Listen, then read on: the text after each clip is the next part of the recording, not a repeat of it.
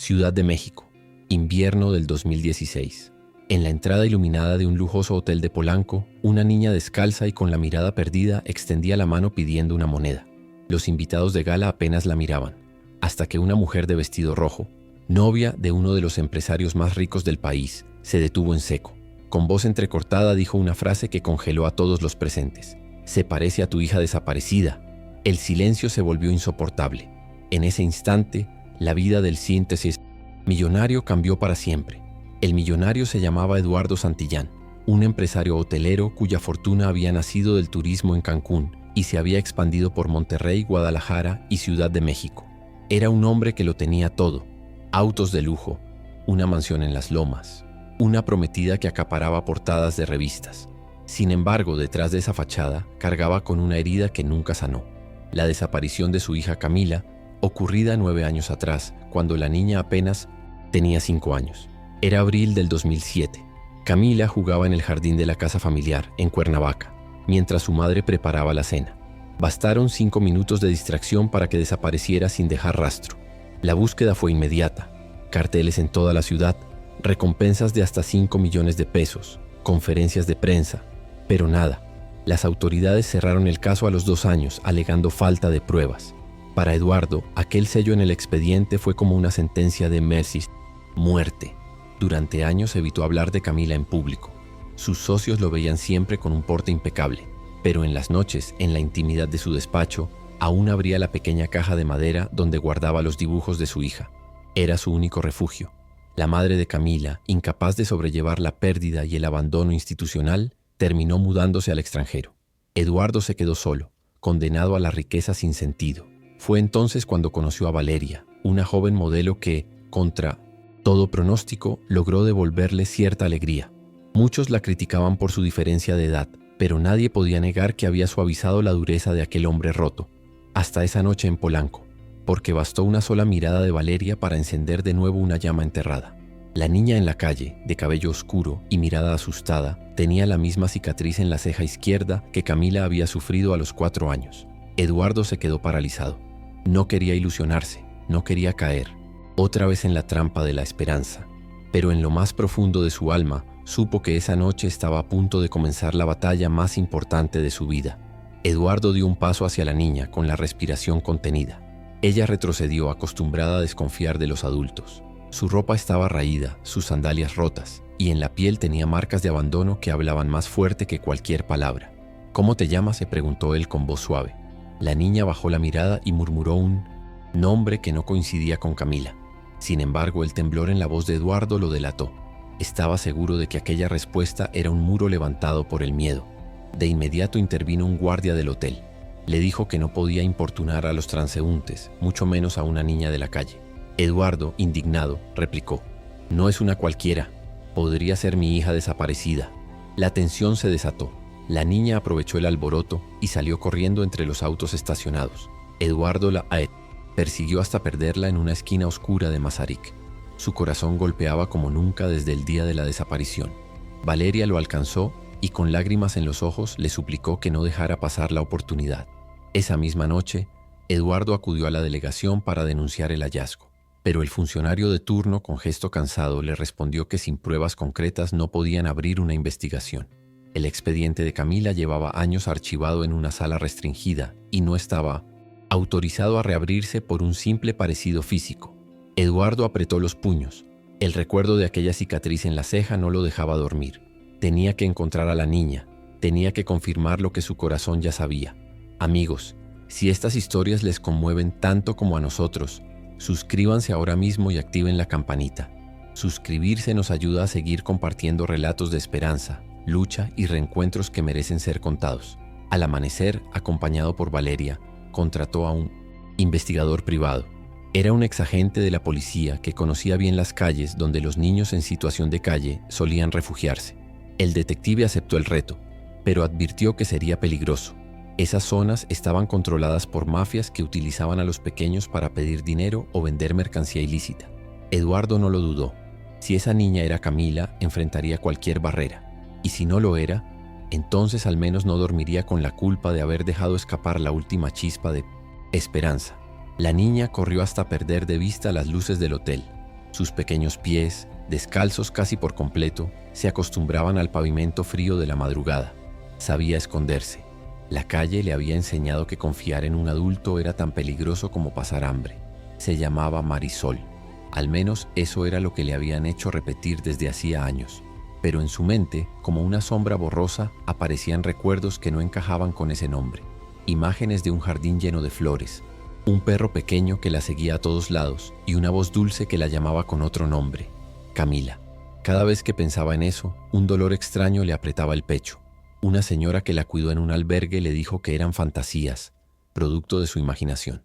Sin embargo, la cicatriz en su ceja le recordaba una caída de la que nadie a su alrededor parecía hablar. Esa noche, mientras se refugiaba bajo un puente cerca del periférico, se acurrucó junto a otras 2 niñas que vivían con ella. Ellas le decían que había tenido suerte. Un hombre elegante la había mirado con interés y tal vez podría darle unas monedas. Pero Marisol no se sentía afortunada. Por primera vez en años había sentido que alguien la conocía de verdad. Del otro lado de la ciudad, Eduardo no podía dormir. En su despacho, volvió a abrir la caja de madera con los dibujos de Camila. Uno de ellos mostraba un jardín con mariposas, exactamente igual al recuerdo que aquella niña estaba reviviendo bajo el puente, como si el destino los uniera en pensamientos paralelos. Mientras tanto, el investigador privado hacía sus primeras indagaciones. Le dijo a Eduardo que existían archivos de niñas sin identidad oficial en un centro de asistencia del gobierno, pero que el acceso estaba restringido. Solo con autorización judicial se podía revisar. Una vez más, el sistema erguía un muro de hierro frente a un padre desesperado, pero Eduardo estaba dispuesto a forzar cada cerradura. Y aunque aún no lo sabía, la niña también empezaba a recordar detalles que nadie más podía conocer. Un cumpleaños con globos azules, un collar de mariposa y una promesa de su madre: nunca dejaré de buscarte. El investigador privado regresó con noticias inquietantes. Había logrado ubicar a la niña en un pequeño albergue improvisado en Iztapalapa, un lugar sin registro oficial donde convivían menores rescatados de la calle. El problema era que aquel sitio estaba bajo la tutela de una organización que, según rumores, tenía conexiones turbias con funcionarios locales. Eduardo, al escuchar esto, sintió que la esperanza se transformaba en un arma de doble filo. Si irrumpía de manera ilegal, lo acusarían de secuestro. Si esperaba el proceso judicial, corría el riesgo de que la niña desapareciera de nuevo, trasladada a otro albergue, o, peor aún, utilizada por las redes que lucraban con la infancia abandonada. Valeria trató de frenarlo. Eduardo, piensa bien. Si cometes un error, ellos te van a destruir.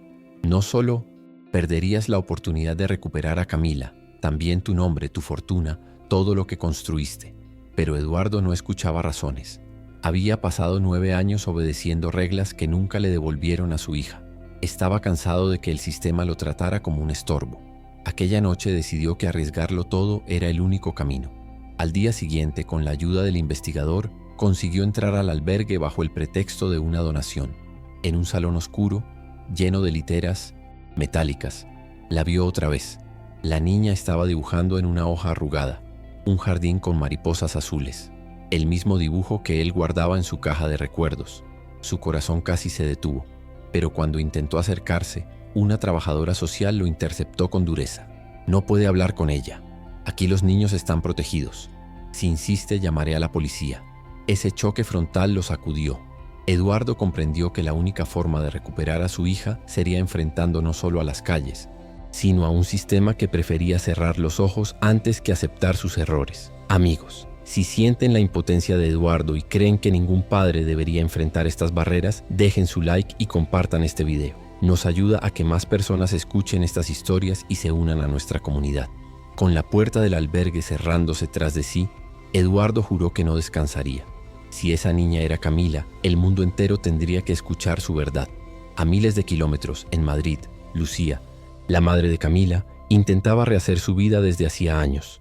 Trabajaba como maestra de primaria, rodeada de niños que la hacían sonreír, pero cada vez que veía a una niña de cabello oscuro con una pequeña cicatriz en la frente, el dolor volvía como una oleada. Lucía había abandonado México con el corazón destrozado. Se sintió traicionada por las autoridades, ignorada por los medios y sola en su matrimonio. Eduardo prefirió callar y hundirse en el trabajo, mientras ella necesitaba gritar, exigir, pelear. Esa diferencia terminó por separarlos. Una tarde, mientras revisaba exámenes en la sala de profesores, recibió un mensaje inesperado. Era de Valeria. La novia de Eduardo había encontrado su contacto después de semanas de búsqueda. El mensaje era breve. Lucía, encontramos a una niña en la Ciudad de México. Tiene la misma cicatriz que Camila. Eduardo necesita que vuelvas, por favor. El papel se le resbaló de las manos. Su corazón latía con fuerza y las lágrimas brotaron sin control. Sabía que no podía ilusionarse a la ligera, que ya había sufrido falsas esperanzas en el pasado. Pero esa palabra, cicatriz, golpeaba como una campana sagrada. Esa noche no durmió. Volvió a abrir la caja de recuerdos que había llevado consigo. Fotografías, mechones de cabello, un collar en forma de mariposa que Camila adoraba. Todo lo que quedaba de su hija. Y en su interior, algo se encendió. Era como si una voz le susurrara que había llegado el momento de regresar. Mientras tanto, en México, la niña soñaba con una mujer que le cantaba al dormir. La melodía era difusa pero cálida. Marisol, o Camila, se despertó con el corazón agitado, preguntándose si esa voz existía en algún rincón del mundo real. Lucía compró un boleto de avión sin pensarlo 2 veces. Estaba lista para enfrentar el pasado, y si el destino había decidido poner a su hija nuevamente en su camino, no lo dejaría escapar. El reloj de la historia estaba a punto de acelerar, porque cuando madre y padre se reencontraran en México, no solo tendrían que luchar contra el sistema, también contra las viejas heridas que los habían separado. El aeropuerto de la Ciudad de México estaba abarrotado aquella mañana. Eduardo caminaba nervioso entre los pasajeros hasta que de pronto la vio. Lucía descendía por la escalera eléctrica con un abrigo gris y el rostro marcado por los años y la ausencia. Por un instante el tiempo se detuvo. Se miraron en silencio. Ninguno de los dos sabía cómo comenzar. Eduardo intentó hablar, pero las palabras se ahogaron en su garganta. Fue Lucía quien rompió la barrera. ¿Dónde está? ¿Dónde está mi hija? Sin abrazos ni reproches, los llevó directamente al albergue. Allí, detrás de una reja metálica, la niña jugaba con un trozo de gis dibujando mariposas en el suelo. Lucía se aferró a los barrotes con las manos temblorosas. «¡Camila!», gritó sin pensar. La niña levantó la mirada. Sus ojos se abrieron como platos.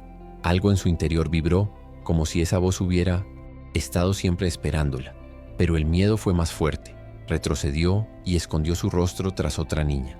Eduardo sintió que el mundo se quebraba otra vez. Lucía lloraba desconsolada, convencida de que la pequeña había reconocido su nombre.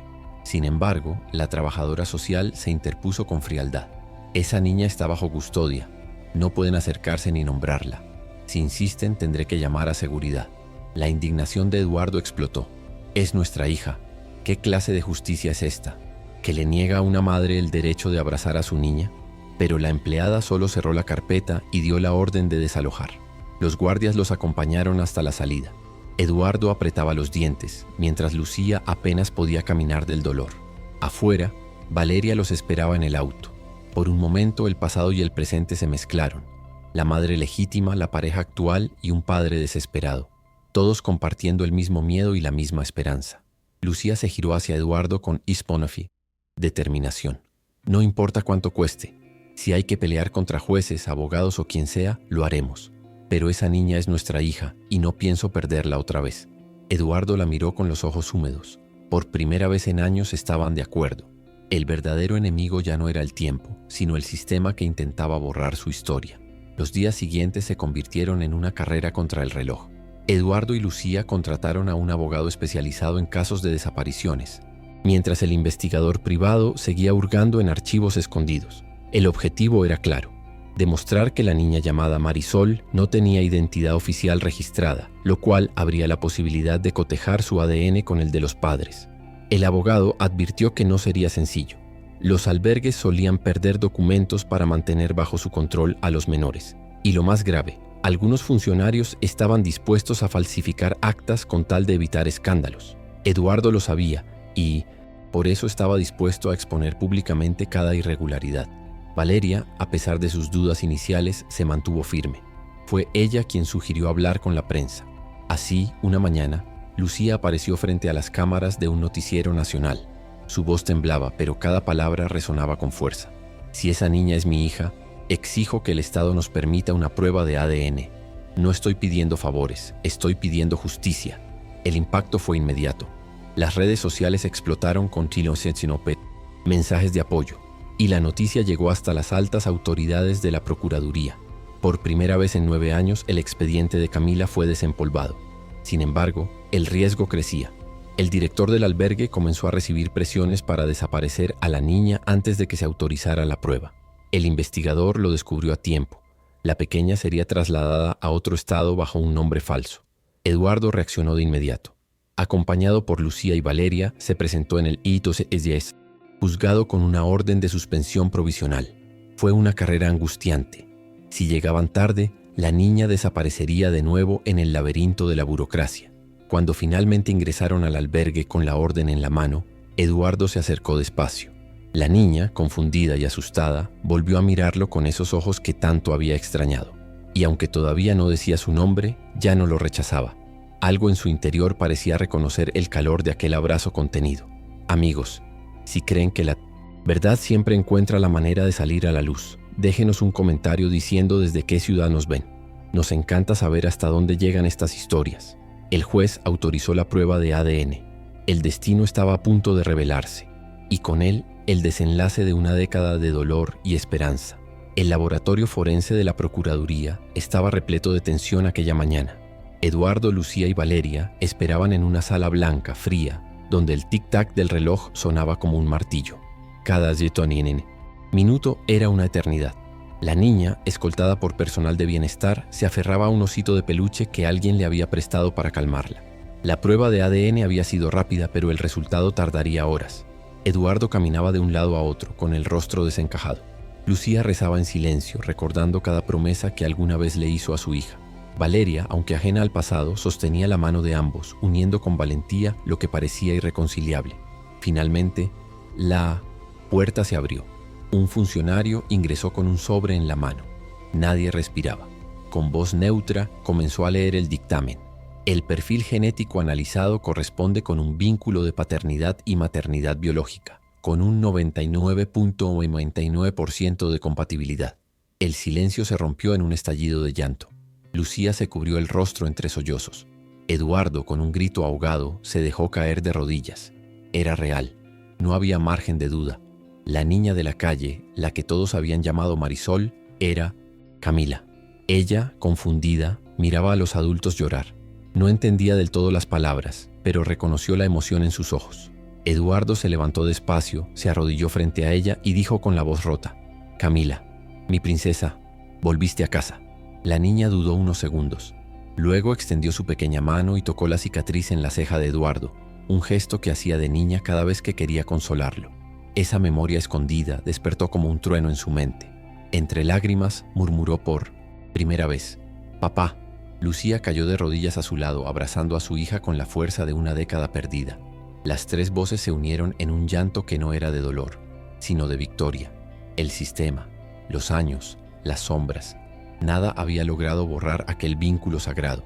Eduardo sabía que aún quedaba una batalla legal, obtener la custodia y garantizar la seguridad de Camila. Pero en ese instante, nada más importaba. La verdad había vencido.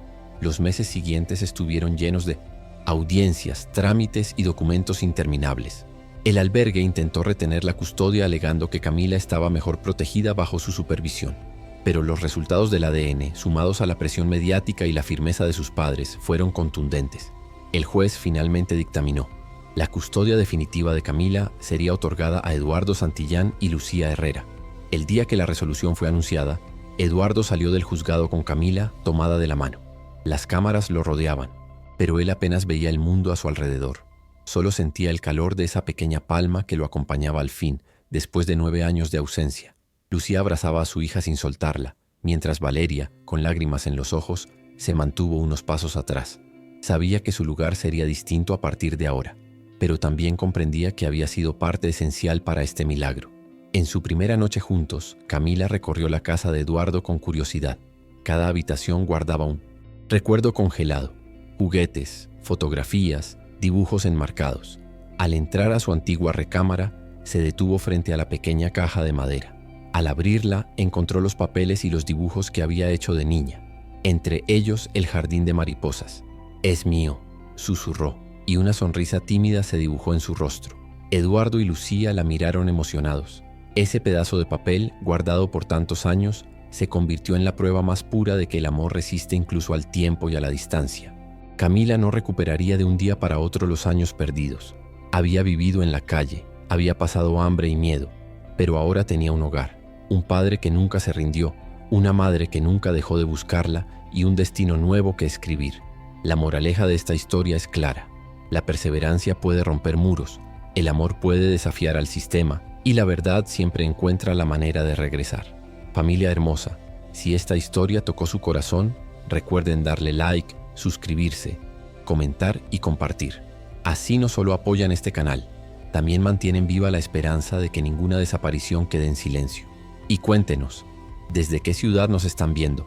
Nos encanta saber hasta dónde llegan nuestras historias, porque al final, cuando todo parece perdido, siempre existe una segunda oportunidad.